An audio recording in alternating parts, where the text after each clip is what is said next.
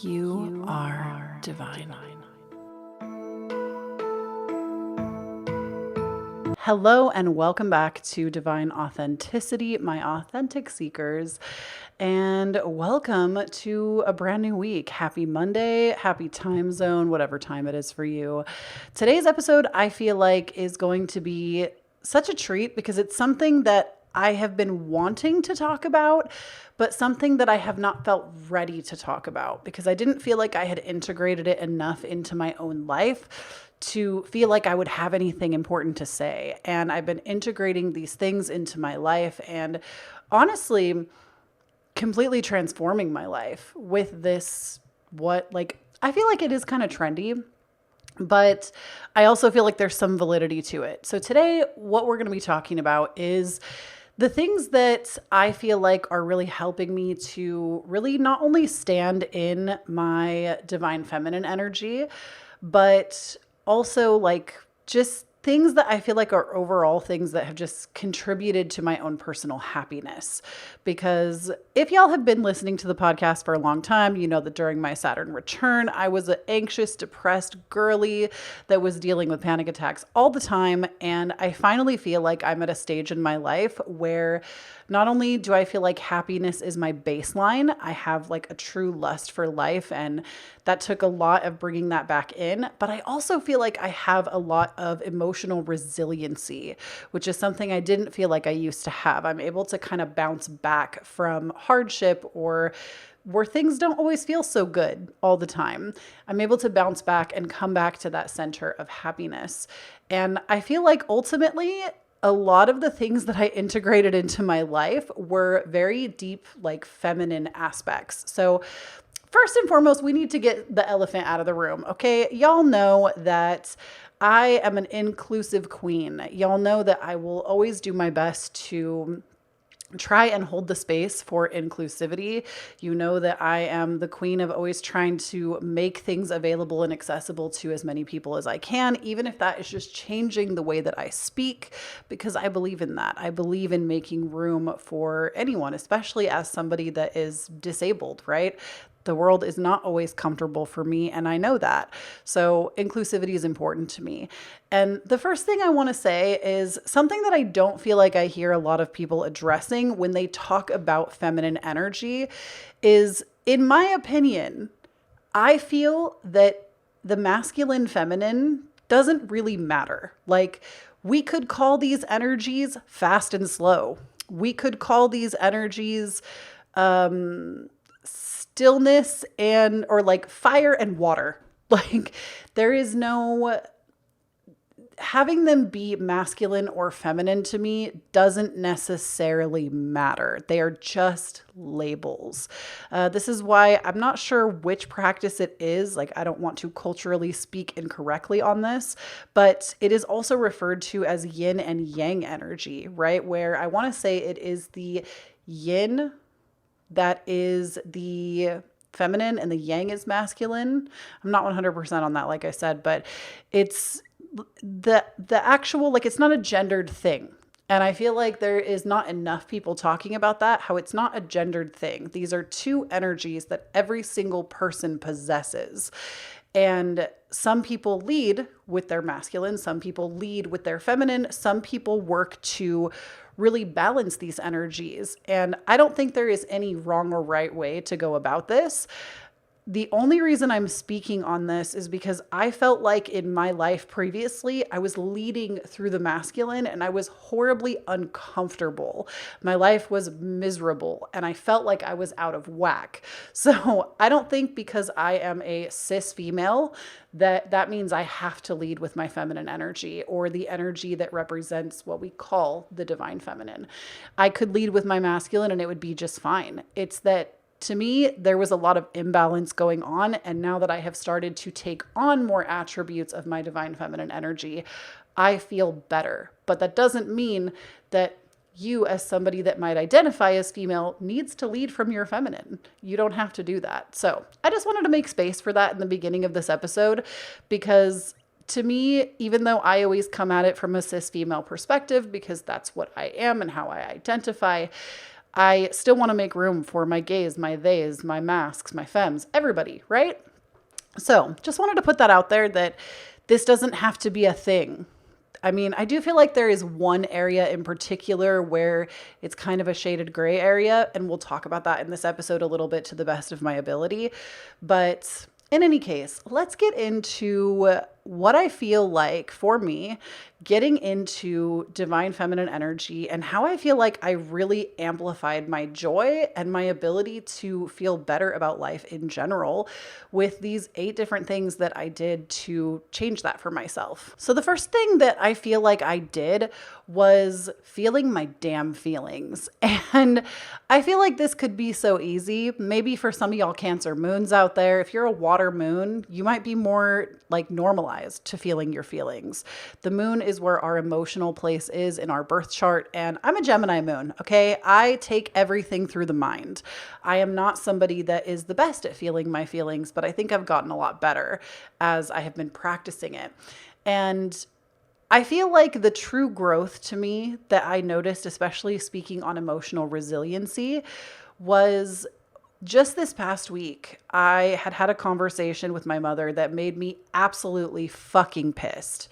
And like I have this side story that I call it being Paris pissed, because there was a time period in my life when I went to Paris with my mom and I cussed her out on the street, and it was like, I don't do things like that. Like, I am somebody that is so like kind and genuine, and I hold a lot of things back. I feel like Tauruses are just notorious for that. We are the type that will let a lot of shit slide until we explode. And I exploded. And it felt good to say a lot of the things that I'd been holding back, but I've never talked to my mom like that before, especially because she's somebody that like is so old school and like demands respect and is super stuffy. I was Paris pissed. Like, I've never been more angry in my whole life. I was seeing red. If I had had the money, I would have booked a flight home and I would have left her there. That's a whole other story for another time. If you're a long-term listener of the podcast, you know all about that. But this past weekend, I had a conversation that was less than desirable, and I'm sure you're going to hear about it in the future when we cover more of this. But I had a conversation that was less than desirable. And my husband walked in and I was crying and I was angry and I was like, you know how when you get mad, maybe some of you who don't let it out don't experience this, but I was like, ugh, like I was just so mad. I was like verbally letting like sounds out of my mouth. And he was like, Chloe, don't let her do this to you. Don't let her make you this mad. And I was like, no, I have to let this out, because if I let this sit here, if I let myself hurt and be angry and or if I don't let it come out, it's going to sit with me. It's going to be with me. And now this is going to be the thing I wake up to every day, is this knot in my body. And letting it out is so much more beneficial to my long-term emotional stability, my emotional resiliency. And this is something that I've learned over time that you have to do. You have to let your emotions out. You have to let yourself process and feel through things. In the past, I would have sat and berated myself for this. I would have told myself, don't let her get the best of you. It's not worth it. It's a waste of time. You know, blah, blah, blah, blah, blah, blah, blah.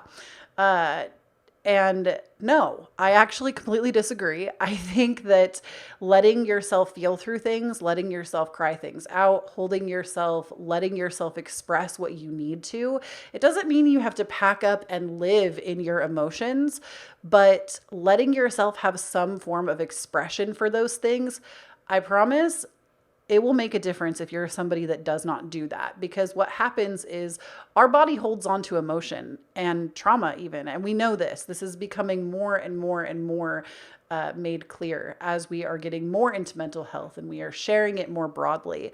You know, with the internet, we have just like this plethora of new information that's coming. And something that we have come to realize is that our body will hold that stuff. And so if you don't let your body feel it and express it, you're just going to hold it in. And for me, This is something that I used to do, right? It would create resentment. I would be angry for months. I would be sad for months because I also believe that anger is really just the armor for sad or hurt. So if you don't let the anger out, the sad and hurt also never really gets to come out either. So I feel like as a number one, emotions are linked more to the feminine side. Now, again, this doesn't mean that men should not cry. Men also have divine feminine energy, and it is so important that we let men cry. Anybody that identifies as a man cry, and let them express their feelings. And one more thing I want to say on this before we move on to the next thing is, if you did not know, crying is actually how your body releases cortisol, which is a stress hormone. So if you're not letting yourself cry, you're one of those people that's like, nope, gotta hold it back, gotta hold it in, can't cry. You're not letting your body do what it is naturally trying to do to help you. And if you let yourself cry, you let yourself relieve that stress. So I know that in today's world, we got a lot of undoing to do. We have been conditioned generation over generation to not express emotion, to dampen those feelings and dampen the feminine. But the more you allow yourself to be open and to have that space, and it might take time, right? These are not things that we can just change overnight, especially if when trauma is involved. But the more that we allow those things to come out, the more deeply, not only do we get to connect with ourselves, but we create that emotional resiliency. So to me, expressing that emotion, having that deep feminine surge able to come out, to show itself, even anger, even rage, can be deeply feminine, right? Still a state of emotion. It still shows us where we have been, where our boundaries have been crossed, where we think that we deserved better, right? Anger is also like a very sacred thing, and it's not something that we should just stow it away and never let ourselves have it. It's when the anger is directed at somebody in a malicious way that we're not really using it to help us. So that was my like first big thing right out the gate in reconnecting with my feminine energy, is not being so in the intellect and allowing myself to actually process and feel things. Was not easy in the beginning, but now, girl, I love to cry. Guy person, I love to cry. I feel like crying is just so therapeutic and it feels good. The next thing is actually honoring myself. And this came about a little more recently in my life. I didn't even realize this was something I was doing until somebody pointed it out to me. And that is like, I had a friend visit me over the last month and it was so wonderful. We had such a good time. But in doing this, she noticed that I would put like my Peter Thomas Roth eye jellies on. She noticed that I used an ice roller, that I took care of my skin. And she was like, Kloee, how do you know what to do for your skin? How do you know what products are good? How do you know? And I said, listen, honey. I maybe didn't say it like this. We are dramatic affecting this. Listen, honey, I don't do these things because I think they're going to make me not age or that they're doing such amazing things for my skin. I mean, they are, and I can see that. But I use these things because they feel good and because I'm here to honor myself and my own experience. I'm not here to make myself look like a youthful baby until I'm 85. Now, if you want to do that, that's your prerogative, but I think aging is actually a very beautiful thing. And it's weird that we don't let women age in particular. I feel like we especially put that on women. And so I was just expressing to her, like, it's not about anti-aging for me. It's about taking care of myself and letting myself feel good, using this as an expression of myself to feel good. You know, I put my eye jellies on because it's cooling and it's a nice sensation under my eyes in the morning. It deep puffs as well. And it does frankly do good things for my eyes. I actually really believe in the Peter Thomas Roth eye jellies, but I don't feel like, I don't do it because I'm trying to reverse aging or avoid aging. I do it because it feels good. Same with ice rolling, same with face steaming, which y'all have seen me do before, and I've talked about a lot. I don't do those things necessarily to provide something like that. I do it because it feels good, because it adds something to my life. And I feel like this kind of works the same even if you're trying to exercise. Like exercising is wonderful, but the minute you can take the lens off of I'm trying to exercise to look a certain way and you just exercise because it makes you feel good and you want to feel good, it completely changes the game. So for me, it's more about honoring my body and creating pleasurable experiences. Because to me, divine feminine energy is very pleasurable. It's pleasure seeking. It's sensual, right? Not sexual. I mean, it can be sexual, but sensual, living life through the senses. What do I see? What do I taste? What do I smell? What do I touch, right? Living life through the senses. And so that's why I create these rituals for myself, not because I think they're going to provide something else to me. And it's honestly a very like loving experience more so than anything else. It provides this like air of self-love. And to me, this is what true self-care looks like. It's not doing something because you want it to change something about yourself. You do it because it honors you, because it feels good for you, and it honors like your peace or you feeling good or you living life through the senses. So I feel like caring for my body when it comes to like skincare in particular, when I just stopped making it about how can these products reverse aging or get rid of my acne or whatever. And instead what feels good for me, and obviously we want to make sure it's like non-damaging to the skin, but what feels good was more important. And it completely changed the way that I even interact with myself and like feel good about myself.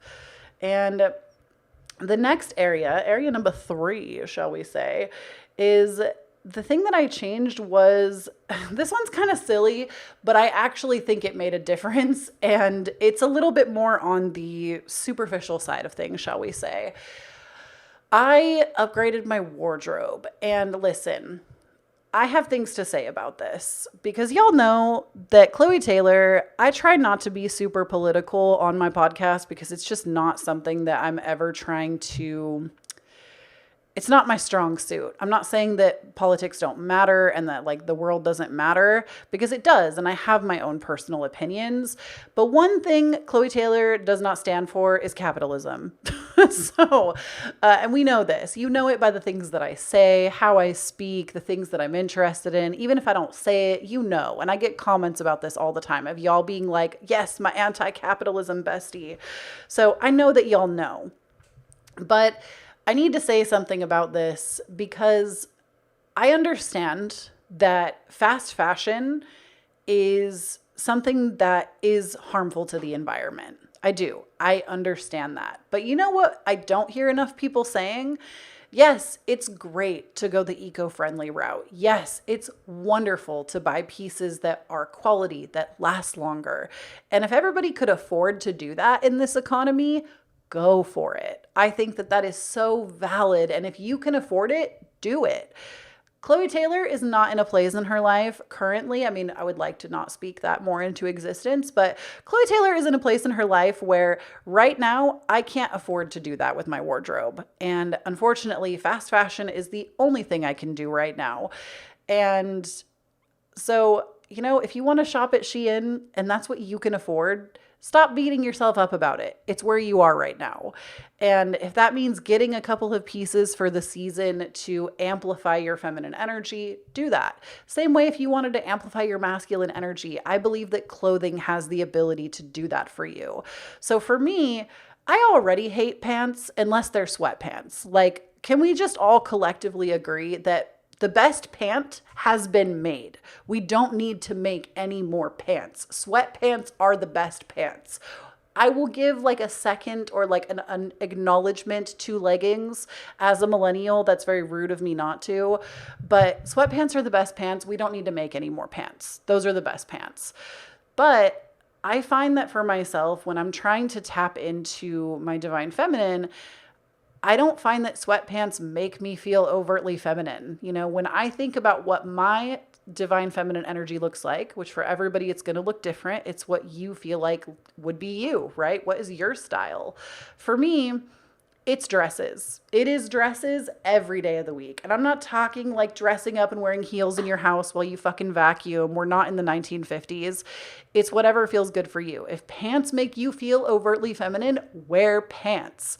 For me, it's going to be a dress. It's going to be dresses. It's going to be showing a little bit more skin. It's going to be like the dress I have on today is from Shein. We love her. She's cute. She is the moment. She's summery. She makes me feel feminine and good, right? And I'll link her down below if you're curious. But just creating updates to your wardrobe that make you feel good. Because I also want to say that I feel like new clothing also, just like even if you're somebody that struggles with your mental health, getting a few new pieces of clothing can do so much for your confidence. If you open your closet and nothing fits or everything is falling apart because you haven't bought yourself anything new in like 10 years, I feel like that does something to someone's confidence. And it's okay to replace your clothes, or like I said, if you are bougie on a budget and you don't have all this money to invest in this brand new amazing wardrobe, it's okay to pick up fast fashion if that's where your budget is right now. And we need to allocate space for that. I find that in today's world, a lot of us don't allow nuance. And that's why all of us are always fighting online, is because we don't allow room for nuance, for somebody to have a different story, a different upbringing, different conditioning, different things that would change this story for them. And I'm a girly that's here for nuance, okay? So if you need to buy the fast fashion, go shop, go shop. But I also think that if we're constantly shopping, spending $100 on Shein every week and constantly dumping the clothes into the trash, I feel like that is where there is a line, right? There is a line to be met. And I think that overconsumption is a very real problem. And you get what I'm saying. But I feel like if you feel like your wardrobe is not representing the aspect of yourself that you want to honor, which for me was the feminine, then go out there and get yourself some new clothes. A couple of pieces can do a lot. I had like no spring and summer clothes, and I'm sorry, I live at the beach. We are not about to wear sweatpants to the beach every day. Just because I live in the Pacific Northwest does not mean that it is sweat girl summer, okay? Sundress summer, sundress spring is where it's at. So I did allow myself some new clothes, and I feel like just even putting them on to walk around my house has just made such a difference in how I feel like I carry myself differently. Do you ever notice that when you get something new for yourself, you carry yourself differently? You walk with more confidence. Like putting on this dress today that I'm wearing, I was like, oh, I have earrings that go with that. I want to do my hair. I actually sat and tried to give myself like a blowout. And I actually got dressed and put makeup on. And it was because I felt good in the dress, so I wanted to do more. And I just feel like that's something that I also don't hear talked about enough, that even just getting one new item of clothing, two new items of clothing can just completely transform your confidence. And for me, I feel like I am standing in my feminine power and it feels good. Call me silly, call me crazy, tell me that a dress doesn't do that much. I don't care because I'm living it, and it did. The next thing that I feel like I had to start changing, and this one was also really big, was connecting more with nature. I know it sounds basic. I know it sounds dumb. I was one of those people that was like, I'm sorry, touching grass is bullshit. No, touching grass is not bullshit. And I do think that I am very blessed and I'm very privileged to live where I live. I know that this is not everyone's experience. And I've lived in places where I did not have the ability to be somewhere that has very soft energy, right? I've lived in chaotic places. I've lived in areas that had little to no nature. I've lived in really loud environments. And for the first time in honestly, my entire adult life, I actually live somewhere that is relatively quiet and it has a lot of nature. I can go for beach walks if I want to. And I feel very privileged to have that. I understand it's not what everybody has, but even if you need to go to a local park just a couple of times a week, I find that probably what really started this for me was when I learned that when birds are singing and like chirping, it naturally creates a calming effect in our bodies, because back in like ancient times, right? Back in, I don't know the year, but back in like caveman times, if birds were chirping, this was a sign that there was no danger. And because the birds are calm, right? They're happy, they're singing. But when the birds would get quiet, this would be a symbol that something was not right.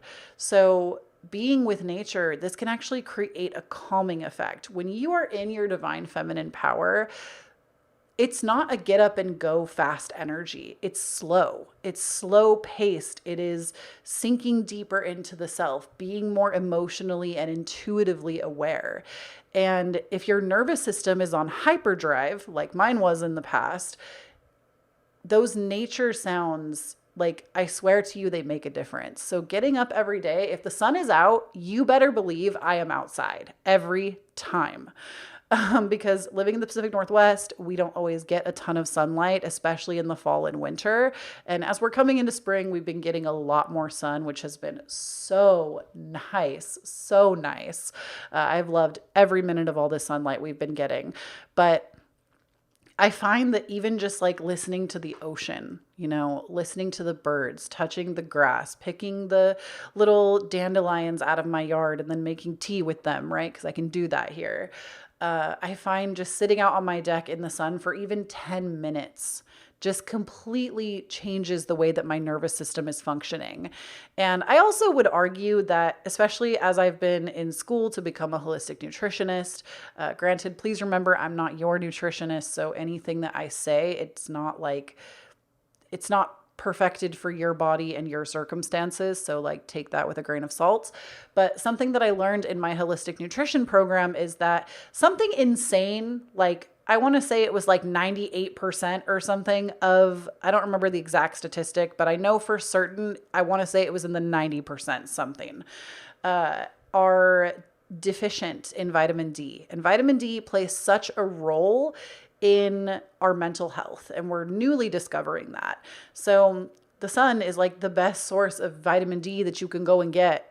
Obviously, you can take it in supplement form, but going and actually getting it, if you can, is going to be so valuable and add to how good you feel. So I feel like this episode is really not just about the divine feminine, but it's also like how to feel good again. Because these are things that I feel like I did that actually transformed me being able to have that baseline of happiness, right? And to be able to come back to it. So getting outside with nature, I don't want to say I do this every day, because some days it's pouring rain and I don't want to go outside. I want to wear my sweatpants. I don't want to put my dresses on, and I want to chill. So I wouldn't say that I do this every single day. And so I think that's another thing to know is if you want to make any of these changes in your life, you don't have to do it every single day. It's great if you can commit to something every day, because you are more likely to create a new practice if you're able to commit to something on the daily. But it doesn't have to be an everyday occurrence. It can be 3 or 4 times a week, right?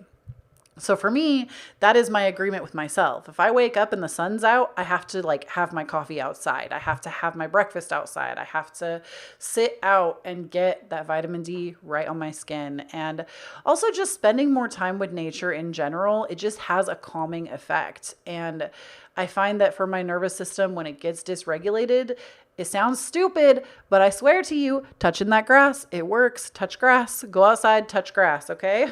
Get the sun on your skin. I almost didn't put this one in here because I felt like, ooh, am I sure I want that in here? Because obviously some of y'all are in same-sex relationships. Some of you are in thruples or what's polyamorous, right? And like I said, Kloee Taylor is the queen of inclusivity. So I understand this one isn't going to apply to everyone, but this is something that I actually do think had a direct impact on my happiness. And so for me, I'm going to include it in here, but just know this one might not apply to you. For me, I am a cis woman in a monogamous relationship with a man. And when I tell you, I feel like for the bulk of our relationship, he brought in the feminine energy and I was constantly leading out of my masculine. And I actually think like he's happy in his feminine and I love that for him. He's fantastic. I love it for him. I actually think because he feels so safe in his feminine, it actually makes him more of a masculine person. And we're going to talk about that in another episode or on another podcast, technically. You'll hear about that more in the future. But my main thing that I really changed was I asked myself where I was leading from my masculine that was actually destructive. And the biggest thing out of all of the things that I'm going to tell you today that I changed, that I think this was the thing that completely made my life feel better. I was so heavily masculine driven that, especially as a business owner, right? I run multiple businesses. Y'all know that about me. I have my podcast. I have my YouTube channel. I have my storefront on my website. Now I have like a course that I just designed and put up. I do private readings, and there's also like new branches of Kloee Taylor that are being created right now. And with this, I was the person in our relationship. We just hit 15 years together. Our 15-year dating anniversary was actually just this past week. And for our entire relationship, I have been the money manager, right? Such Taurus energy doing the personal finances. I have been the money manager. And being the money manager has never been something I've enjoyed. It's especially coming from a household with a lot of money trauma. Money is something that I struggle with scarcity mindset. Even when I have a lot of money, it's really hard for me to mentally get out of it. And I was the kind of person that I would check my bank account multiple times. Like I'm talking an unhealthy amount of times a day. I would check my bank account like 15 times a day because I was so scared that the money wouldn't be there, because I've been through so much shit in my lifetime around money and also came from really, really, really, really unhealthy parents that just still to this day, my entire life have fought about money in front of me, and still to this day will yell at each other about money. And it's so toxic and so destructive. And it's something that has the ability to really set my nervous system off, right? So I did something really brave. And I want to say like a couple of months ago, it's maybe been a couple of months, me and my husband, we had not been having a very good time. I'm not going to lie to you about it. Gemini was in Mars over my 7th house for 7 months. And I felt like never in my relationship had I felt more havoc between the two of us in 15 years. And we sat down and we had like a couples meeting. We sat and we talked about a bunch of stuff. And the number one thing that came out of this was I told my husband, I can't do it all. I can't be the person that wants to cook and clean and run this business and also manage the finances. It's too much. Like you do a lot and he does. You do a lot and I love the work that you produce, and I love that because we work together, if you didn't know that. He is the relationship manager and the full-time editor for Kloee Taylor. And I was telling him, I can't do it all. Like it hurts too much. And I told him that I wanted to delete all of my financial apps off of my phone, and I wanted to give him full control of all of the finances. Now, mind you, again, I've been doing this for like 15 years, paying all the bills, managing all the different funnels of money. And it's a very like masculine thing. Now, don't get it twisted. If you're somebody that runs your own business, it's okay to step into that masculine to run your business. I think if you're somebody that like wants to create this more deeply feminine side of yourself and like let that rise out, it's okay to step into your masculine to do things. But mine was on hyperdrive. And I was like, listen, this is scary for me. You know, I have this belief system from childhood trauma that tells me that money is the thing that will tear relationships apart. You know, I've watched my parents' relationship completely deteriorate over my entire existence. And it's something that to this day, it still like is upsetting to be in a room with them if money is brought up. So I have this like money can destroy relationships, and I believe that it can, but I also think something we need to realize, just as like a side story, is money doesn't actually destroy relationships. Money is a tool, and it's the people and how they choose to use it and how they choose to communicate about it that actually ruins relationships. And this was something that I had to come to terms with through my own healing journey. But this aspect of business for me was so toxic. I felt like I couldn't heal from it because I was always watching it. And so I did that. I deleted my bank app. I deleted all of my financial apps like PayPal, Cash App, all of it. And I gave my husband all of my passwords. I gave him all the information, and he manages all of that now. And at first it was really scary. I was like, oh my gosh, like, don't forget to pay this bill. Don't forget to do this. Don't forget to do that. And sometimes that still comes up and I'm working on it, but it feels good to not have to think about it. It feels good to let him take care of it and to let him step into his own masculine and to take care of us in that way. And it's completely transformed my relationship with him. It's transformed my stress levels are not high anymore because I don't feel like I'm having to think about it. And it's just nice. It's just nice. And it feels good to be taken care of. Even if it's my creative endeavors that are bringing in the financial wealth, it feels good to not have to think about it. I can just show up to my work and I can just create and then not have to think about the financial aspect at all. So it's definitely something that I feel like I've never heard somebody else talk about, but it literally made improvements on my relationship immediately. And my stress levels went from being like 120 down to like 20. And it has been the most dramatic thing that has completely changed how I show up in my day-to-day life, and something that I never would have thought would have made such an impact. So just something to consider if you and your significant other have a relationship dynamic like that.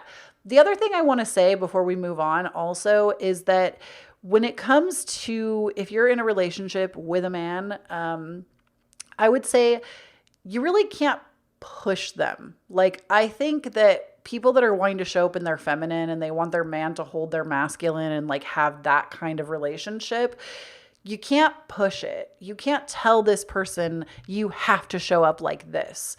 It's honestly better if you lean into your feminine and just try to support them. And don't like, you have to show up like this or you need to do these things. Like, the more you try to control, the more I feel like it's almost like you're stepping back into the masculine. But if you naturally let yourself lean back and let that person lead, take it from somebody who's been there, somebody that I felt like I identified as the person that wore the pants. And I don't think the masculine has to wear the pants. I think that's some outdated, toxic nonsense. But we learn and we grow. Kloee Taylor grows as a person.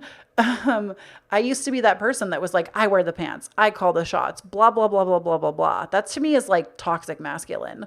And now I just show up and I support. I show up and I support, and I don't try to control. I don't try to tell my husband what to do. I tell him what I need and what I value and what would be good for me, but it's not my job to insist or to force. And that has definitely been a learning curve, though. That has taken a lot of time. So I wanted to just kind of talk about that a little bit for any of y'all that feel like you're in the same situation. So basically just like, let your man do shit, okay? Don't feel like you got to be doing it all. You got to let your man do shit.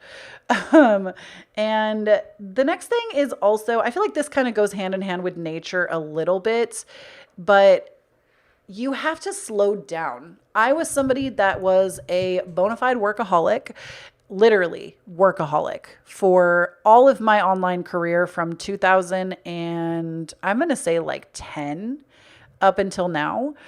I've been a hustler. I've been a workaholic. And I had to stop and ask myself, what do I want my work to look like? How do I want to show up in my day to day?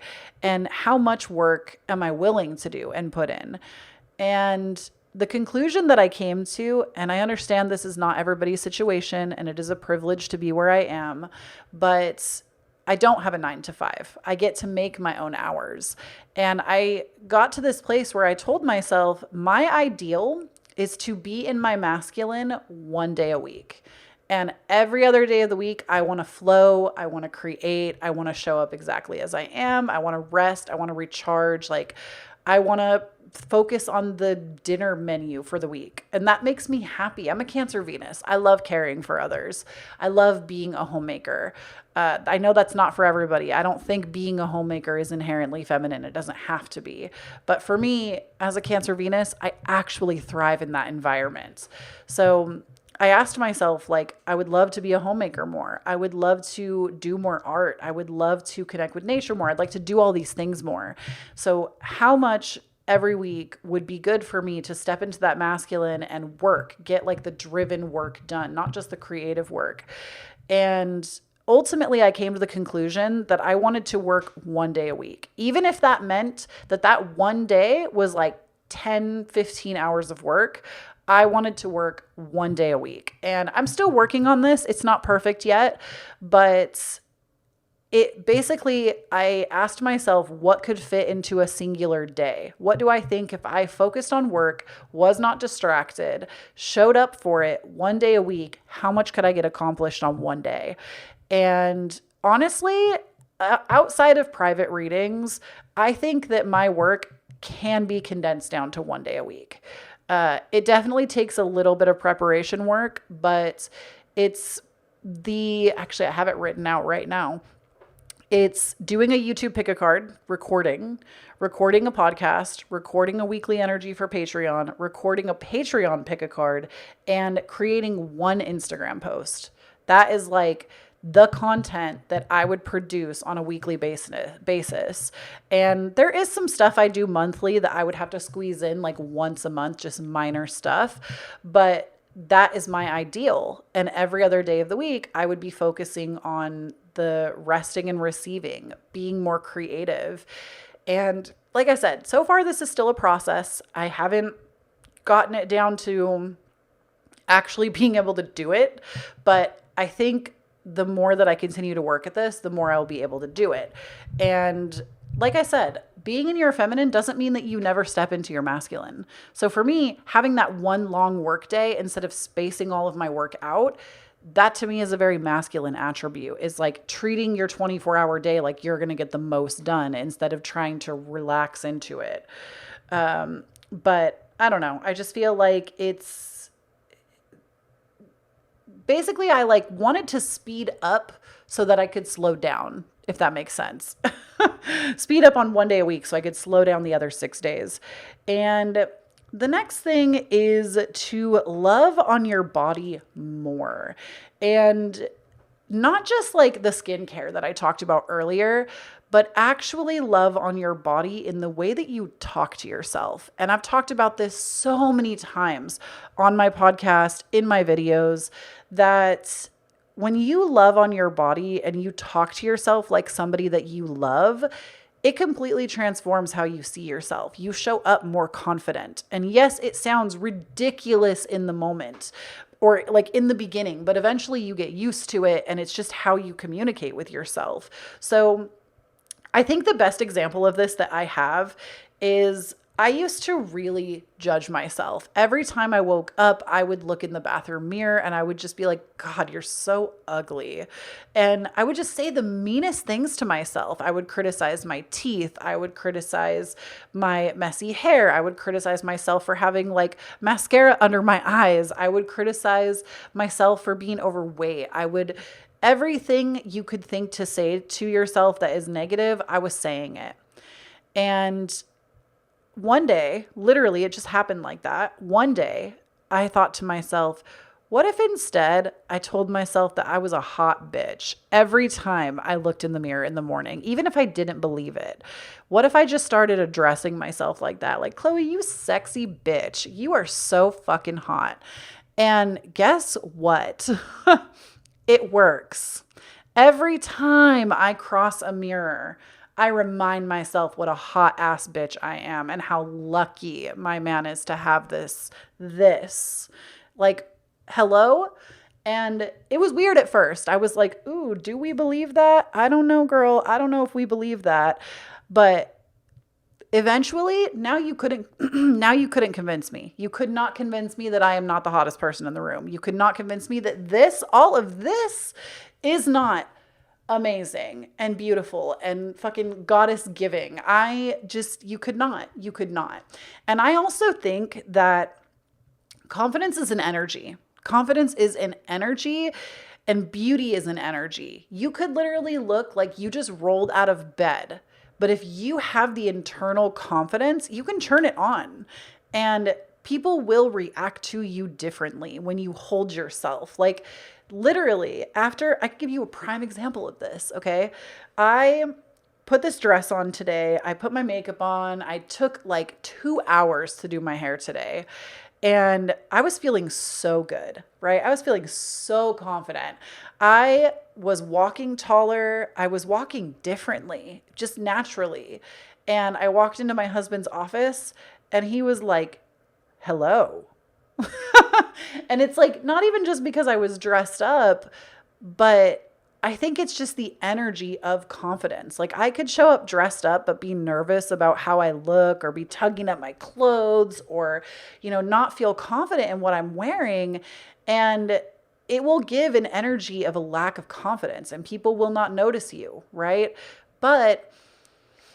And maybe you're not somebody who wants to be noticed. That's not even my point. My point is it's an energy. It's not about putting the makeup on, doing the hair, putting on the clothes. Like, you can tap into that confident walk, that confident way of holding yourself without all of the extra. I could do that at any point in time.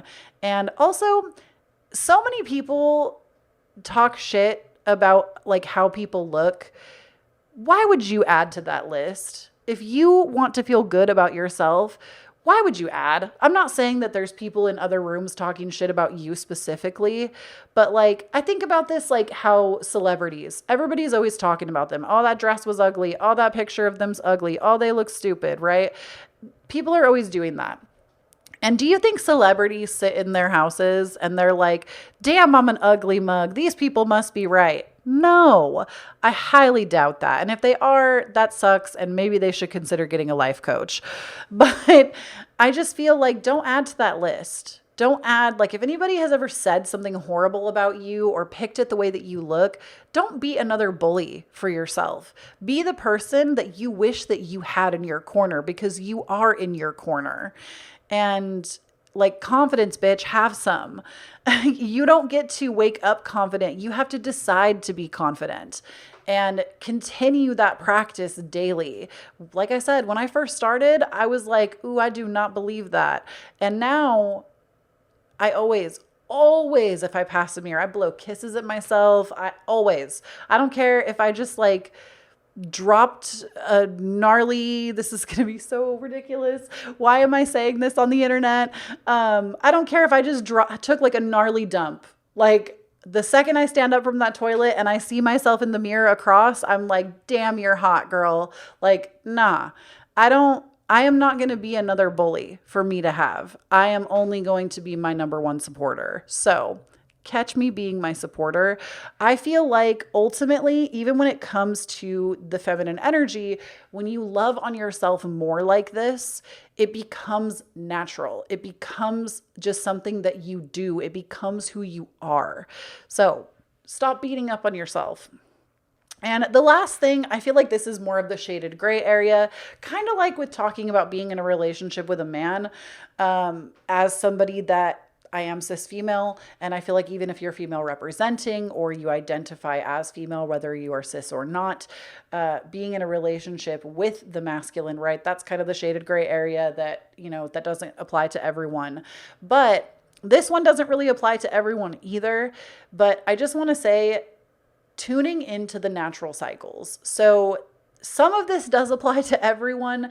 I feel like I am not the expert in this field. Like, I don't know how to talk about menstruating with people that don't menstruate.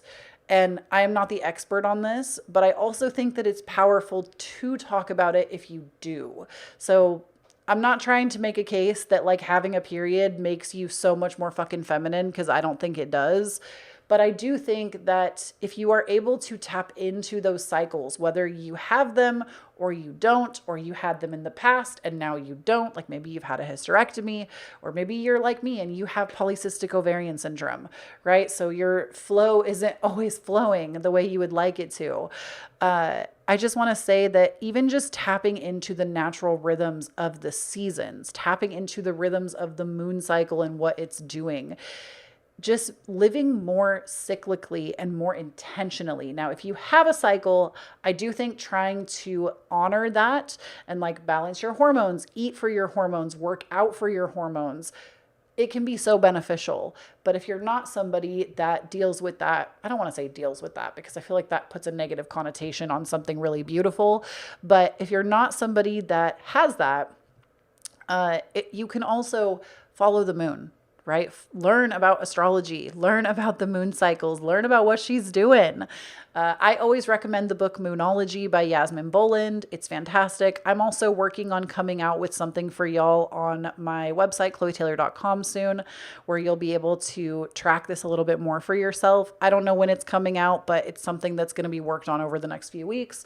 So just keep your eyes peeled for that. I'm sure I'll talk about it when it comes, but just living more cyclically where you can and just making small efforts will add up to a big difference. So in the beginning, I wasn't really into hormone balancing because I was like, whatever, I have PCOS and periods suck anyways, so I don't want to be a part of that. And great, I get to live my life more dominating out of my masculine. I don't have to deal with all of that.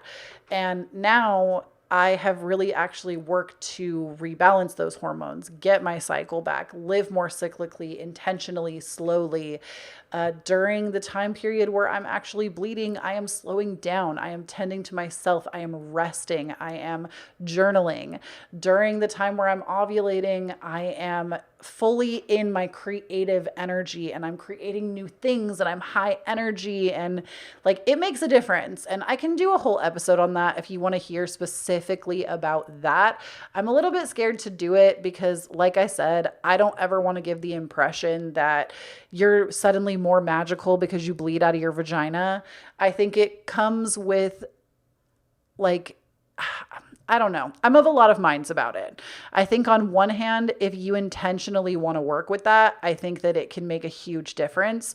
But I also don't want to say like, just because you do that, suddenly you have this like high advantage. And like, you know, I just don't really feel like it makes room for our trans friends. And that makes it hard for me to want to talk about it. But I also think that it's information that we should be talking about.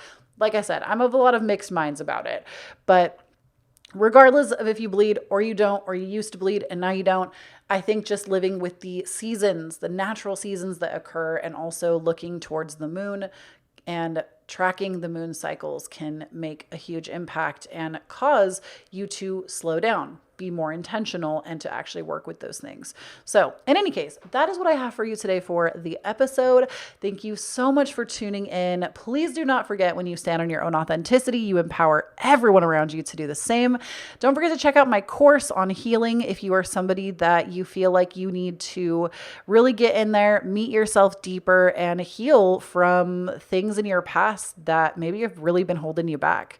I have my course that's $12 on my website. It's audio, and it also is a 20-page guidebook that leads you through different prompts as well as audio led to help you meet different parts of yourself so that you can create the healing that I know that will completely change your life. So check that out if you want to. It's in the description and the show notes.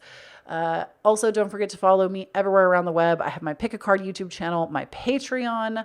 I also have my socials. I'm at Kloee Taylor everywhere: Twitter, TikTok, Instagram. And I love you so much. Thank you so much for tuning in. I will talk to you again next Monday. Bye.